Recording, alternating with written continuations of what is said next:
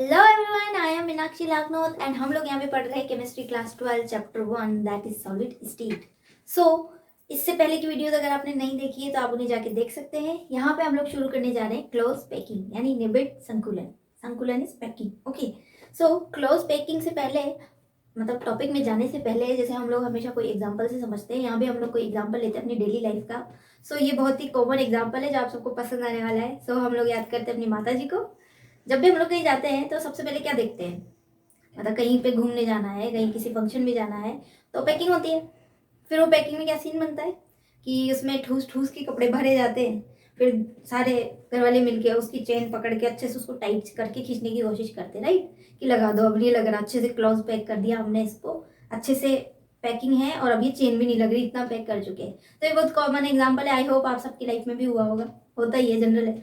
सो इसी तरह से अब हम हमारे टॉपिक पे आ जाते हैं। जिस तरह से हमारी मम्मियाँ अच्छे से क्लोज पैकिंग करती है ना, किसी बैग के अंदर कोई स्पेस नहीं छोड़ती, वैसे ही क्या होता है सॉलिड्स भी अपने स्पेयर्स को, स्पेयर से या मतलब होगा हमारा कॉन्स्टिट्यूएंट पार्टिकल्स, जिनको हम स्पेयर से बताएंगे, तो वो अपने स्पेयर्स को क्या करती हैं, यानी गोलों को, स्पेयर्स मीन्स गोले, राइट, गोले यानी सर्कल का जो 3D शेप होता है गोला, वो उनको इस तरह से अरेंज करते हैं कि उनके बीच का जो गैप है वो मिनिमल रहे, कम से कम रहे, ठीक है, ताकि वो इफिशिएंटली वर्क कर सकें, इफिशिएंटली एक दूसरे के साथ में बाइंडिंग हो, फोर्स ऑफ अट्रैक्शन डिस्टर्ब ना हो, कोई डिफेक्ट ना आए, राइट, कोई जगह ना छूट जाए टाइप का। तो यहाँ पे हम लोग यही देखने वाले हैं कि सॉलिड्स जब डिफरेंट डिफरेंट अरेंजमेंट में जमेंगे तो किस तरह से क्या शेप लेंगे, किस तरह की वॉइड्स बनाएंगे यानी रिक्तियाँ बनाएंगे, कितना स्पेस खाली रहेगा, फिर इसके अलावा उनके पास में क्या क्या पॉसिबिलिटीज़ हैं अरेंजमेंट करने की। तो हम देखते हैं कि हमने अभी तक 3 एक्सिस देखे हैं general, X Y and Z. जब नॉर्मल एक्सिस की बात करेंगे यानी कोई एक्सिस नहीं लेना है तो हम एक्स एक्सिस उसको कंसीडर करते हैं। जब हमको 2D में लेना है यानी द्विविमीय, 2 डायमेंशनल, तो हम एक्स और वाई एक्सिस को कंसीडर करते हैं। और जब हमको 3D में लेना हो तो x Y Z, right, 3D में एक्स वाई जेड जो कि एक स्पेयर होता है। सर्किल है तो 2D में, और अगर वो स्पेयर बन जाता है तो वो 3D में। अब हम यहाँ पे जो है सॉलिड्स के जो कॉन्स्टिट्यूएंट पार्टिकल्स होने वाले हैं ना, उनको हम यहाँ पे क्या लेंगे, यहाँ पे हम उनको स्पेयर समझ के कंसिडर करेंगे ताकि हमारा टॉपिक जो है वो इजीली हमारे लिए अंडरस्टेबल हो जाए, हम समझ पाए उनको, राइट। सो देखते हैं हम टॉपिक में। ओके, सो यहाँ पे हम लोग पढ़ रहे हैं क्लोज पैकिंग। सो क्लोज पैकिंग क्या होती है कि किसी सॉलिड के कॉन्स्टिट्यूएंट पार्टिकल्स एक दूसरे के साथ में इस तरह से पैक हो जाते हैं कि उनके बीच का जो स्पेस होता है वो मिनिमल रहे, कम से कम रहे। इस तरह की पैकिंग को हम क्या बोलते हैं, क्लोज पैकिंग, यानी स्पेयर्स का, कॉन्स्टिट्यूएंट पार्टिकल्स का इस तरह का अरेंजमेंट क्या कहलाता है, क्लोज पैकिंग कहलाता है। अब क्लोज पैकिंग को हम जो है क्लासीफाई करते हैं। मैंने बताया आपको 3 एक्सिस के अकॉर्डिंग। सो 1D यानी 1 डायमेंशनल, देन 2D यानी 2 dimensional, and then 3D 3 dimensional. So 1D से आपको समझ में आ रहा होगा, 1 डायमेंशनल मीन्स जिसमें सिर्फ एक एक्सिस लेने वाले हैं। सो हम इसके अंदर अब देखो 1D में क्या पॉसिबिलिटीज है, तो देखो इसमें सिर्फ एक पॉसिबिलिटी है। सोच के देखो 1D में आप स्पेयर्स को किस तरह से जमाओगे। जैसे अगर मैं ये कोई स्पेयर्स लेती हूँ इस तरह से, ये मैंने कोई स्पेयर्स की एक चेन ली है, तो ये ऐसे जमेंगे, या इनको खड़ा कर लो, वाई एक्सिस पे चढ़ा दो, या इनको जेड एक्सिस पे कर दो। बट जब एक ही एक्सिस की बात हम जब यहाँ पे कर रहे हैं तो ये सिर्फ एक लाइन में है कि नहीं है, इसके अलावा जब एक ही एक्सिस पे जमाएंगे तो और कोई अरेंजमेंट नहीं है। This is the single arrangement. So अब यहाँ पे देखो एक होता है यहाँ पे कोऑर्डिनेशन नंबर, समन्वय संख्या जिसको हम बोलते हैं। कोऑर्डिनेशन से आपको समझ में आ रहा होगा कि कोऑर्डिनेट करते हैं आपस में। अगर मैं बात करूँ इस स्पेयर की, तो इसके नियर बाय कितने स्पेयर हैं जो इसके साथ कोऑर्डिनेट कर रहे हैं, यानी इसके साथ में जुड़े हुए हैं, इसको टच कर रहे हैं। तो 1 और 2, एक तो ये टच कर रहा है यहाँ से और एक ये टच कर रहा है, ये तो नहीं कर रहा ना यहाँ से, नहीं ना, ये वाला और ये वाला टच कर रहा है, राइट। सो ये वाला और ये वाला टच कर रहा है, यानी कोऑर्डिनेशन नंबर 1D के अंदर कितना होगा, 2 होगा। एक स्पेयर को 2 स्पेयर जो है टच कर रहे हैं, एक गोले को 2 गोले टच कर रहे हैं, तो इसका कोऑर्डिनेशन नंबर कितना होगा, 2 होगा। अब जब हम इसी स्ट्रक्चर को 2D में बनाएं, यानी एक एक्सिस ले लिया ना, एक और एक्सिस को कंसिडर करें, तो आपको अगर ये है तो अब देखो मेरे पास 2 पॉसिबिलिटीज बन के आती है। यहाँ पे पॉसिबिलिटीज का आपको अच्छे से ध्यान रखना होगा। 2 पॉसिबिलिटीज मेरे पास बन के आती है, और वो 2 पॉसिबिलिटीज क्या है कि ये है, या तो मैं इसके ऊपर ऐसी की ऐसी एक और लाइन रख दूं, कॉपी नकल कर लूं, इसके ऊपर ऐसी की ऐसी रख दे, या फिर दूसरा केस है कि मैं ऐसी की ऐसी ना रख के थोड़ा सा आगे शिफ्ट करके रखूं, यानी यहां से रखूं, यहां पर रखूं एक स्पेयर को, यहां पर रखूं, यहां पर रखूं, ना कि यहां पे। तो 2D में मेरे पास में जो है दो केस बन के आएंगे। यहाँ पे देखते हैं हम लोग, दो केस हैं। फर्स्ट केस, अगर ये मेरे पास स्पेयर्स हैं, ये इक्वल होने चाहिए पहली बात तो, और टच करते हुए होने चाहिए आपस में। पहला केस मेरे पास ये बन रहा है, बन रहा है, दिख रहा है बनता हुआ, कि मैंने जस्ट इसके जस्ट नीचे इसके जैसा कोई अरेंजमेंट जमा दिया। ये मेरे पास जो है ये फर्स्ट वो बना हुआ है, first case. Same to same बिल्कुल टच करते हुए मैंने इनको आपस में जमा दिया है, आपको दिख रहा होगा। और ये जो है आपस में एक दूसरे को टच कर रहे हैं। ऐसे आप और भी ऊपर ले सकते हो, मैंने सिर्फ दो लाइन ली है यहाँ पर। तो ये एक्स एक्सिस और ये वाई एक्सिस, इसके अलोंग जब हम चेक करते हैं तो ये एक्स एक्सिस है और ये वाई एक्सिस है, सही। अब देखो इसके अंदर जब एक के जस्ट ऊपर रखा, तो अगर हम इनके सेंटर्स को मिलाएं, एक लाइन और ले लेती हूँ यहाँ पे नीचे की तरफ, ठीक है, एक लाइन और लेते हैं हम। ये बिल्कुल इक्वली आपको बनाने हैं, और ये एक अच्छा टॉपिक है, बेसिक मजाक मजाक में हो जाएगा। तो अगर आप देखो कि एक स्पीयर जो है वो जनरली कितनों को टच करा है, अगर आप इसको देखोगे ना तो देखो किसको टच करा है, इसको, इसको, इसको, इसको, किस किस को, एक तो ये वाला है, एक ये वाला है, एक ये वाला है और एक ये वाला है। इसको टच कर रहा है नहीं, इसको नहीं, इसको नहीं, इसको नहीं। तो अगर हम इनको मिलाएं तो हमारे पास में जो है एक स्क्वायर बन के आएगा। ये जो शेप दिख रही है आपको, ये वाली, ये वाली, ये एक क्या है, स्क्वायर है, वर्ग जिसको हम बोलते हैं, स्क्वायर वर्ग दिख रहा है ये। तो मैंने इसको इस तरह से बनाया, यानी कि अगर मैं एक स्पेयर की कोऑर्डिनेशन की बात करूं तो ये नियर बाय कितनों को टच करेगा, कितनों को कर रहा है, आप खुद काउंट करो। इसको कर रहा है 1, इसको 2, इसको 3, इसको 4।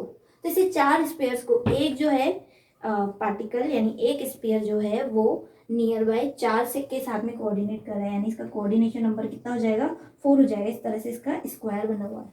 तो जब हम 2D में क्लोज पैकिंग की बात करेंगे तो दो पॉसिबिलिटीज है, जिसमें पहली हमने देखी स्क्वायर, जो जिसका कोऑर्डिनेशन नंबर कितना है 4 है, और इसमें स्क्वायर शेप बन रही है। किस केस में, जब सेम जो है लेयर लाइन बोल सकते हैं, सेम लाइन जो है एक के ऊपर एक हमने रखी है। यानी अगर मैं इसको ए नाम दूं, ए बोलूं, ए फॉर एप्पल वाला ए, तो ये भी ए ही रहेगा और ये भी ए ही रहेगा, यानी सेम लाइन है, वही की वही कॉपी करते चले, कॉपी करते चले। आप इसको बड़ा भी बना सकते हो, ये और ब्यूटीफुल लगेगा, ठीक है। यहाँ पे स्पेस कम इसलिए मैंने छोटा बनाया। फिर हम दूसरी बात करते हैं, हमारे यहाँ पे देखो ये हो गया। अब हम नेक्स्ट देखते हैं कि सेकंड क्या पॉसिबिलिटी है। तो यहाँ तो हमने क्या एक के ऊपर एक रखे, अब हम क्या करेंगे, इस वाले को थोड़ा सीधा खिसकाओ, इसको इधर से धक्का मारो, तो क्या होगा, ये वाला स्पेयर उतर के खड्डे में चला जाएगा, ये वाला उतर के इस खड्डे में आ जाएगा, ये वाला उतर के इस खड्डे में आ जाएगा। तो हम डायग्राम बनाने की कोशिश करते हैं इसकी। अगर ये इस तरह का अरेंजमेंट है, ठीक है, तो मैंने बोला इसको धक्का मारोगे तो ये इसके खड्डे में उतरेगा, उतार दो खड्डे में। धक्का देना तो आता है ना हमको, गिराना तो आता ही है, ये टच करनी चाहिए आपस में, ठीक है। तो इनको टच करते हुए बनाना है हमको, और ये जो है इस तरह से आपस में कोऑर्डिनेट करेंगे, और ये इनके सेंटर है। अब क्या दिख रहा है आपको, दो चीजें नोटिस करनी है आपको यहाँ पे।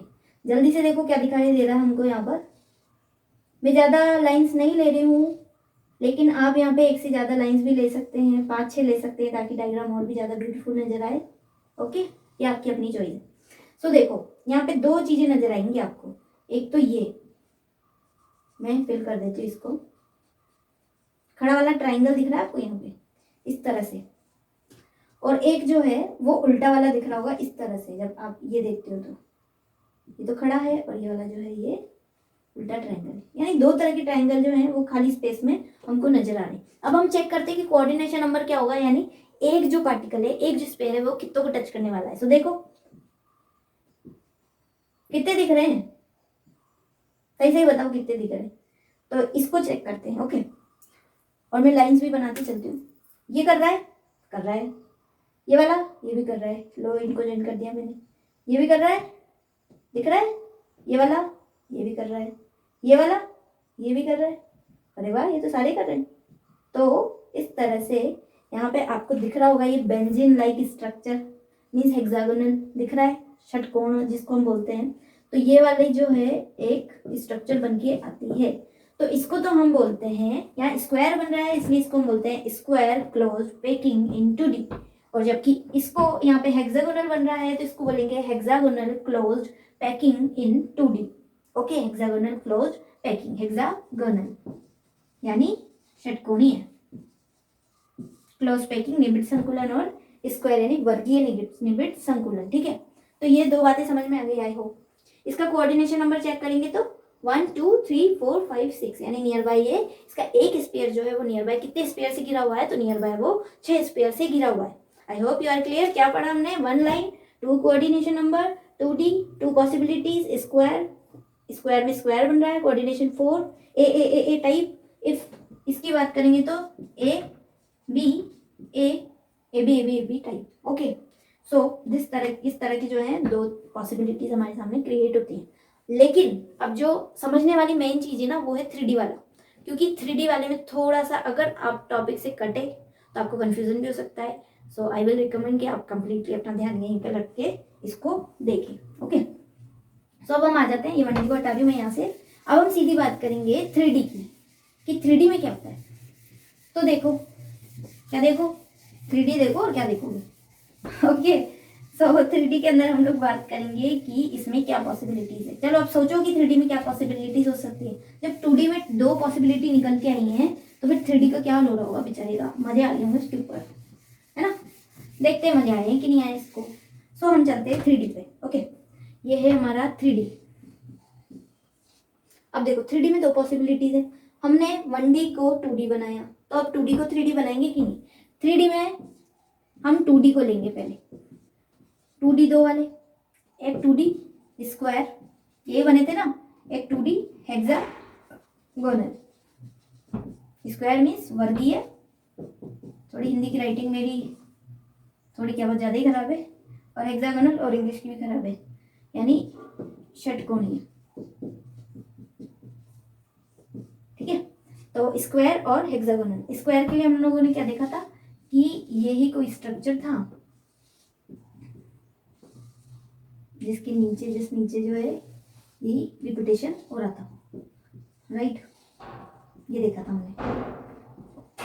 फिर हम बात करेंगे हेक्सागोनल की, तो हमने ये वाली जो इसकी ये वाली लाइन थी इसको थोड़ा सा धक्का मारा, वो बेचारा गड्ढे में जाके गिरा। गिरा कि नहीं गिरा, अभी बताया था ना कैसे गिरा था, तो गिरा, ये धक्का दिया, ये नीचे जाके पड़ गया, लग गई बेचारे की।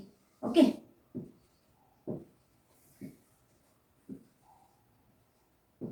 तो ये हो गया हमारा।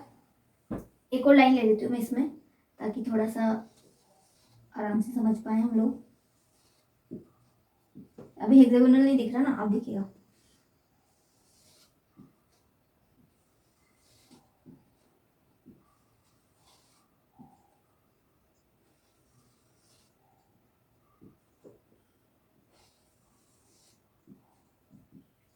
अब देखो ये 2D है, स्क्वायर है, 2D हेक्सागोनल है। अब इससे 3D बनाने वाला, अभी 3D नहीं बनाई है, अभी वही चीज रिपीट की है मैंने। इसमें जो है स्क्वायर बना हुआ था और इसमें हेक्सागोनल बना था। अब मुझे ये बताओ कि स्क्वायर की 3D शेप क्या होती है। अगर एक स्क्वायर है, मान लो, सिर्फ इसको देखो आप, क्यूबॉइड है वैसे ये, पर आप मान लो थोड़ी देर के लिए इसको हाफ कर लोगे तो स्क्वायर भी बन जाएगा। वर्ग जिसको बोलते हैं ना वो है, वर्ग में चारों भुजाएं जो होती बराबर होती है, 4 साइड्स आर इक्वल। ठीक है, अब देखो अगर ये है, अब इसमें 3D जब आती जाऊं मैं, एक के ऊपर एक, एक के ऊपर एक, एक के ऊपर एक, तो क्या बनेगा, क्यूब बनेगा कि नहीं बनेगा। तो क्यूब कैसे बनाते हैं हम, पूरे चैप्टर में क्यूब ही बनाते हैं, अब तो आई गया होगा बनाना। तो ये क्यूब जिसमें यहाँ पे कॉन्स्टिट्यूएंट पार्टिकल्स लगे होते हैं, जब हम इस स्ट्रक्चर को ऊपर उठाते हैं ना, इसके ऊपर एक और रखते हैं, फिर एक और रखते हैं, फिर एक और रखते हैं, फिर एक और रखते हैं, तो हमको फाइनली जो है यहाँ पे एक 3D शेप नजर आने लगती है कुछ इस तरह से, और ये पूरा भर जाता है अंदर से, पूरा गोले गोले हो जाते हैं, इसके अंदर जगह नहीं बचती बेचारे में। और इस तरह से जो है हमको यहाँ पे एक 3D शेप मिलती है, जो कि हमने देखा था कि प्रिमिटिव यूनिट सेल होती है एक तरह की, जिसमें सिर्फ कॉर्नर पे जो है कॉन्स्टिट्यूएंट पार्टिकल्स लगे होते हैं। आई होप आप इसको इमेजिन कर पा रहे हो कि एक लेयर है इस तरह की, उसके ऊपर हमने और बहुत सारी रखी हैं, तो एक स्क्वायर का 3D इमेज यानी कि क्यूब बन के नजर आएगा। तो जब 2D स्क्वायर में सेम प्लेट्स को, अब मैं नीचे वाली को लेयर 1 बोलूँ, अगर इसमें इस वाली को, इस शेडेड वाली को लेयर 1 बोल रही हूँ, तो इसके ऊपर मैंने ऐसी जितनी भी लेयर्स रखी हैं वो सेम ही अरेंजमेंट है कि नहीं है, एक जैसा है या नहीं है, दिख रहा है आपको? एक जैसा ही इसके ऊपर और लेयर्स में रखती जाऊंगी, और ये जो बहुत बड़ा जो डिब्बा बन जाएगा, बॉक्स बन जाएगा। और बॉक्स बन जाएगा मीन्स सारी लेयर्स जो हैं ए टाइप की अरेंजमेंट फॉलो करेंगी। करेंगी या नहीं करेंगी? करेंगी डेफिनेटली। देन हम बात करते हैं सॉरी हेक्सागोनल की। तो हेक्सागोनल में क्या होगा, अभी इस तरह का है अरेंजमेंट। अब इस अरेंजमेंट में थोड़ी सी ये एक लेयर है। अब आपको इसमें दो चीजें दिख रही होगी यहाँ पर, एक तो ये पहले बताया मैंने, और एक ऊपर की तरफ जाती हुई, इनको वॉइड्स बोलते हैं। खाली जो जगह होती है ना, खाली स्थान बोलते हैं ना, एक रिक्त स्थान की पूर्ति करो, वही वाला रिक्त स्थान है ये वॉइड्स, जिनको बोलते हैं रिक्ति, यानी एम्प्टी स्पेस जो होता है। तो ये एम्प्टी स्पेस है, और इसके अलावा जो है ये वाला एम्प्टी स्पेस है। अभी 2D है, अभी तो हेक्सागोनल 2D, लेकिन मुझे तो इसको 3D बनाना है। अब इसकी दो पॉसिबिलिटीज हैं, सोचो क्या। इसके ऊपर या तो ये लेयर 1 मान रही हूँ मैं इसको पूरी को, अब इसको जो है लेयर ए बोल रही हूँ, ए लेयर है, इसके ऊपर मुझे ऐसी कैसी एक और लेयर रखनी है। इसके ऊपर ऐसी कैसी एक और लेयर रखना चाह रही हूँ मैं, कैसे रखूंगी सोचो। तो देखो मेरे पास दो पॉसिबिलिटीज बन के आएंगी, उनको देखते हैं हम यहाँ पर कैसे बन के आएंगी दो पॉसिबिलिटीज।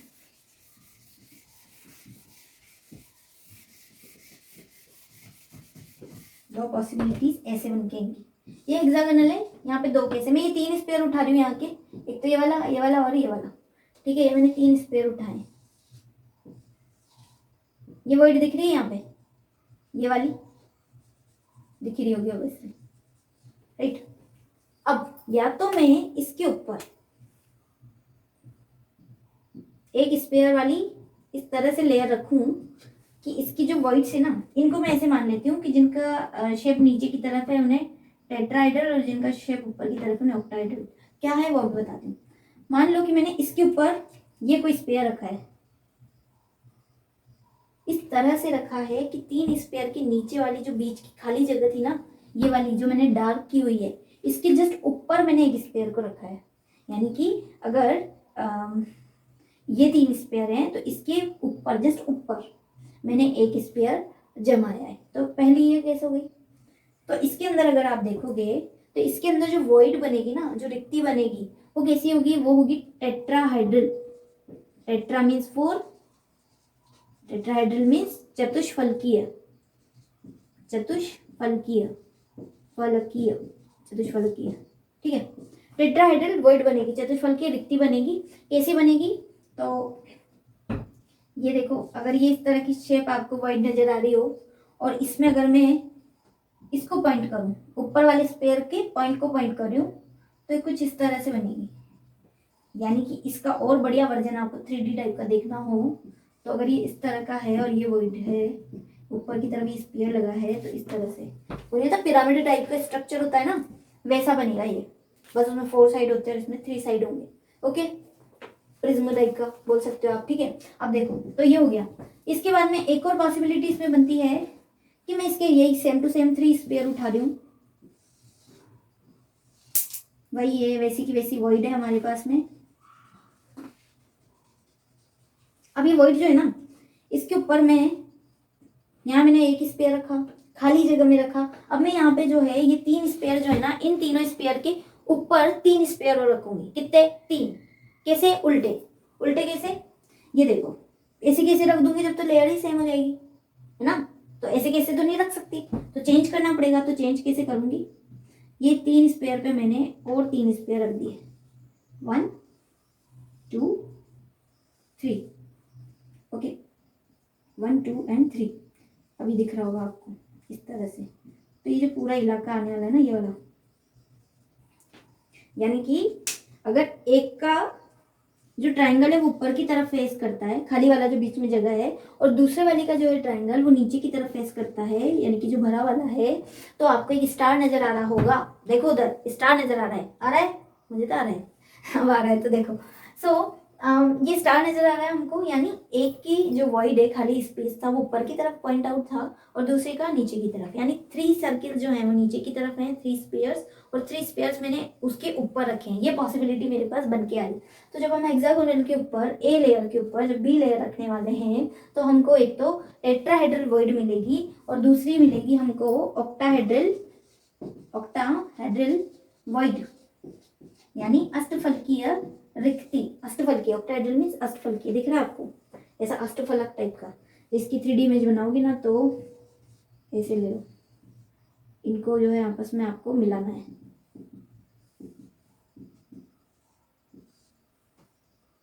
ठीक है, वो आता है ना एक रेत का, क्या बोलते हैं उसको, उसमें एक साइड से रेत गिरती है नीचे की तरफ, ये कुछ उस तरह का बनने वाला है। ठीक है, तो ये है ऑक्टाहेड्रल वॉइड, यानी कि जब हेक्सागोनल की बात करते हैं तो 2 तरह की टेट्राहेड्रल और ऑक्टाहेड्रल वॉइड बनती है। तो I hope you are okay with it, आपको समझ में आ गया होगा। ये 3D इमेजेस हैं, आप जितना अच्छे से इमेजिन कर पाओगे, ये उतना ही बेहतर तरीके से आपको समझ में आएगी। ओके, सो आ जाओ अब आगे। सो हमको समझ में आया कि चलो टेट्राहेड्रल वॉइड्स हैं और ऑक्टाहेड्रल वॉइड्स हैं। अब क्या बचा? देखो, जिन स्ट्रक्चर्स में इस तरह की टेट्राहेड्रल वॉइड्स बनने वाली है ना, जिन स्ट्रक्चर्स में इस तरह की टेट्राहेड्रल वॉइड्स बनेंगी, तो कितनी बनेंगी? n बनेंगी। नंबर ऑफ टेट्राहेड्रल वॉइड्स कितनी होंगी? n होगी। और जबकि ऑक्टाहेड्रल वॉइड्स कितनी होंगी? वो ये 2n होंगी और ये n होंगी। ऑक्टाहेड्रल वाली में 6 सर्किल का यूज हो रहा है, जबकि इसमें 4 से काम चल रहा है। यहाँ पे देखो, अगर मैं बनाऊं तो अगर मैं यहाँ रखती हूँ इस तरह से, ये लेयर बी रख रही हूँ मैं, ब्लू वाली लेयर बी वाली, ठीक है, लेयर 1 के ऊपर ये लेयर 1A और इसके ऊपर ये लेयर बी। अब अगर आप देख पा रहे हो तो ये जो वॉइड है, इसके ऊपर मैंने जस्ट ये 3 सर्किल के जस्ट ऊपर मैंने ये एक सर्किल रखा है। पूरा फोकस आपका इसके ऊपर होना चाहिए डायग्राम पे। ये 3 सर्किल दिख रहे हैं आपको ब्लैक वाले नीचे की तरफ, इसके जस्ट ऊपर मैंने जो है ये ब्लू वाला सर्किल को इसके ऊपर पुट किया है, और ये वॉइड जो है इसकी वजह से भर जाती है, तो टेट्राहेड्रल बना है। और अगर मैं इस तरह से देखूं, ये 3 सर्किल दिख रहे हैं आपको, फिर आपको इसके 3 सर्किल दिख रहे हैं, तो इस तरह से जो वॉइड बनने वाली है यहाँ पे, वो होगी हमारी ऑक्टाहेड्रल वॉइड। अब हम इसके अंदर आगे चलते हैं। ये लेयर 1 और लेयर 2 रखी हमने, ये टेट्राहेड्रल और ऑक्टाहेड्रल वॉइड हो गई हमारी। अब हम इसी के साथ में आगे चलते हैं। ये लेयर 2 रखी थी ना, अब रखेंगे लेयर 3। अब ये और क्रिटिकल जंजाल बनने वाला है। जंजाल जानते हो ना, बहुत क्रिटिकल स्ट्रक्चर जो हो जाता है। ठीक है, इसमें 2n वॉइड्स होंगी और ये n वॉइड्स होंगी। कैसे बनेगा देखो, लेयर 2 के ऊपर लेयर 3 रखने वाली हूँ अब मैं। अगर ये स्ट्रक्चर था मेरा,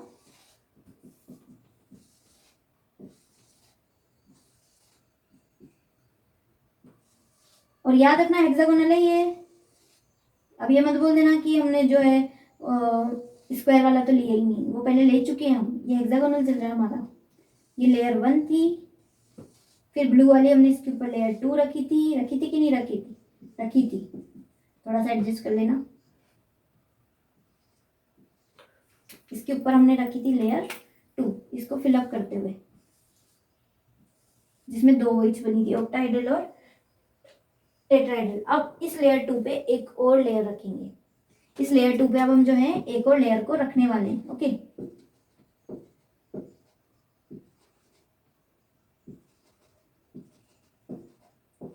सोचो, फिर 2 पॉसिबिलिटी बनेगी क्या? मान लो कि हेक्सागोनल लेयर है नीचे की तरफ, इसके ऊपर मैंने जो नेक्स्ट पॉइंट रखा था वो कुछ इस तरह का रखा था, अगर टेट्रागोनल की बात करूँ तो, यानी वो इस पे पॉइंट आउट हो रहा था। अब मैं इसके ऊपर एक और लेयर रखूं, मेरे पास 2 पॉसिबिलिटी, या तो सेम टू सेम इसकी जैसी रखूं इसकी जैसी, तो मैं इसकी जैसी रख देती हूँ। जब बात करेंगे टेट्राहेड्रल की, तब ऐसा होगा। कैसे होगा कि नीचे 3 स्पेयर है, फिर 1 स्पेयर है, फिर 3 रख दो ऊपर से, फिर 3 रख रही हूँ मैं, डैश डैश करके रख रही हूँ। ओके, ऐसे कैसे, इसी के ऊपर ओवरलैप करते हुए ये थर्ड स्पेयर जो है, थर्ड लेयर जो बन के आएंगी यहाँ पर, वो कुछ इससे मिलती जुलती होगी। इनका आपस में कहीं ना कहीं ब्लड रिलेशन है, तो उनका रिश्ता। ओके, सो देखो क्या है कि जो डैश डैश किया है मैंने वो ऊपर से थर्ड लेयर रखी है सेम टू सेम, तो उससे क्या आएगा, आपको इस तरह का स्ट्रक्चर नजर आ रहा होगा। अगर ये कुछ इस तरह से है, ये थर्ड स्पेयर इस तरह से है, तो इसके ऊपर आपको जो है ये दो और नजर आ रहे होंगे स्पेयर, यानी ये वाली जो है ना परत लेयर, इसके ऊपर ये एक, इसके टेट्राहेड्रल वॉइड में ये स्पेयर, और इसके जैसी सेम टू सेम ये, इसके जैसी सेम टू सेम ये, यानी कि अगर मैं इसको स्पेयर, इसको लेयर 1 बोलूं, इसको लेयर बी बोलूं, तो ये सेम टू सेम है, यानी ये क्या है, लेयर ए है कि नहीं। इसको बोलते हैं हम HCP, hexagonal close packing, hexagonal close packing. इसका स्ट्रक्चर जो है ये है कुछ इस तरह से, इसको आप ज्वाइन कर सकते हैं आपस में, और ये जो है यहाँ पे इस तरह से आ जाता है, ठीक है, यानी A देन B देन फिर A, इस टाइप का जो स्ट्रक्चर आएगा वो क्या होगा, HCP होगा, हेक्सागोनल क्लोज पैकिंग इसको बोलते हैं।